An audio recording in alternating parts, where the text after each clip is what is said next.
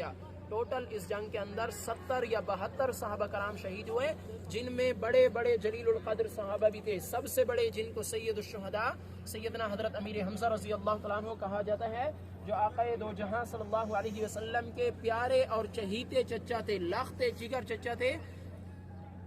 جو آپ علیہ السلام تو وہ جو ہے اس جنگ کے اندر شہید ہوئے، اور ان کو جو ہے اولیاء کرام دھوکے سے شہید کیا گیا، بے دردی سے شہید کیا گیا۔ ان کے جسم کے 11 ٹکڑے کیے گئے، 11 اعضاء کیے گئے، ان کے جسم کو چھلنی کیا گیا۔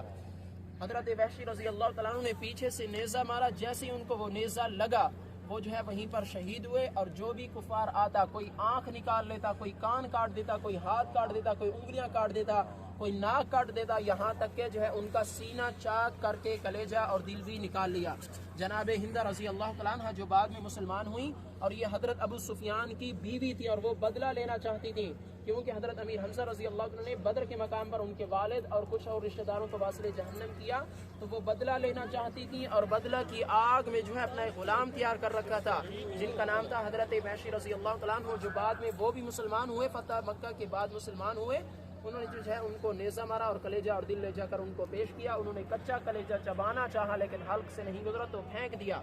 جب آقا دو جہاں صلی اللہ علیہ وسلم کو پتہ چلا، صحابی رسول عرض کرتے ہیں، یا رسول اللہ، آپ کا فلاں فلاں صحابی بھی شہید ہو گئے، اور آپ علیہ السلام کے پیارے اور چہیتے چچا بھی اس جنگ کے اندر شہید ہو گئے۔ فرمایا کہ ان کے جو ہے ٹکڑے مبارک نہیں مل رہے، تو آپ علیہ السلام نے فرمایا تھا، جس ٹکڑے کو ہاتھ لگاؤ گے کلمے کی آواز آئے گی، لا الہ الا اللہ محمد رسول اللہ، یہاں پر آرام فرما ہے۔ اور حضرت امیر حمزہ رضی اللہ عنہ کے بارے میں آتا ہے کہ اس احد کے میدان میں وہ اس بہادری سے لڑ رہے تھے، اس جرت سے لڑ رہے تھے کہ ان کے دونوں ہاتھوں میں تلوار تھی، اور کفار مکہ کو اس طرح کاٹ رہے تھے جس طرح کہ گاجر مولی کاٹی جاتی ہے۔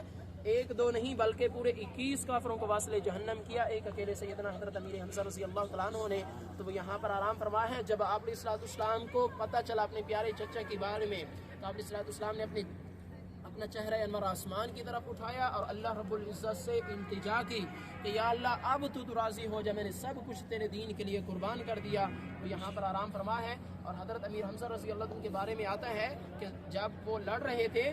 تو ساتھ میں اشعار بھی پڑھ رہے تھے کہ انا اسد اللہ و اسد رسولی، کہ میں اللہ اور اللہ کے رسول کا شیر ہوں۔ تو اللہ رب العزت کو ان کا یہ جملہ اتنا زیادہ پسند آیا کہ عرش معلیٰ کے اوپر جو ہے یہ لکھوا دیا کہ حمزہ تو اسد اللہ و اسد رسولی، کہ حضرت حمزہ جو ہے اللہ اور اللہ کے رسول کے شیر ہیں۔ تو یہاں پر آرام فرما ہے، جب ان کو شہید کیا گیا تو ان کے ٹکڑے مبارک جو ہے نہیں مل رہے تھے، تو اب جب ٹکڑے ملے تو کسی صحابی کی اتنی جرت نہیں ہوتی کہ ان کے ٹکڑے کو جو ہے وہ اکٹھا کرے، ان کے ٹکڑے کو جو ہے سمیٹے، تو خود جو ہے نبی علیہ السلام نے اپنے دستے مبارک سے جو ہے ٹکڑے مبارک اکٹھا کیے، اور آپ علیہ السلام نے اپنے چچا کا جو جنازہ تھا وہ 70 مرتبہ پڑھایا، کیونکہ حضور علیہ السلام کو اپنے چچا سے بہت زیادہ پیار تھا، محبت تھی، الفت تھی، اور آپ علیہ السلام نے اپنے دستے مبارک سے جو ہے ان کو دفن فرمایا۔ وہ یہاں پر آرام فرما ہے۔ اس کے علاوہ حضرت عبداللہ ابن جہش جو آپ علیہ السلام کے کزن بھی تھے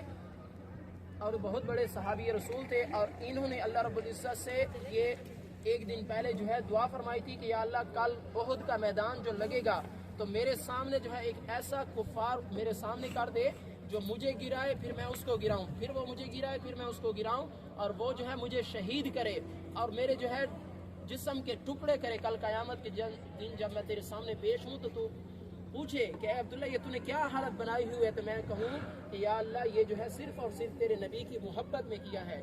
اور اس کے علاوہ حضرت سیدنا مصعب بن عمیر یہ وہ شان والے صحابی ہیں جن کی شکل مبارک حضور اقدس صلی اللہ علیہ وسلم سے بہت زیادہ ملتی جلتی تھی، میچ کرتی تھی، جو آپ علیہ السلام کے ہم شکل صحابی تھے۔ اور اس احد کے میدان میں اسلام کا جو جھنڈا تھا وہ سیدنا مصعب بن عمیر رضی اللہ عنہ کے ہاتھ میں تھا، تو کفار نے ان کو بھی دونوں بازو کاٹ دیے، ان کے بھی جسم کو چھلنی کر دیا تاکہ اسلام کا جو جھنڈا ہے وہ نیچے گر جائے، لیکن انہوں نے اپنی زندگی میں اسلام کے جھنڈے کو نیچے نہیں گرنے دیا۔ اس کے علاوہ حضرت عبداللہ ابن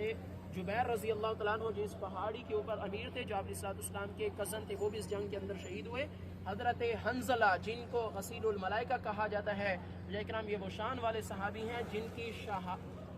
جب شہادت ہوئی تو ایک ہی رات ہوئی تھی ان کی شادی کو، ابھی غسل بھی نہیں کیا تھا، تو ان کو جو اس لیے غسیل الملائکہ کہا جاتا ہے کہ ان کو جو ہے ملائکہ نے عرش کے اوپر لے جا کر غسل دیا۔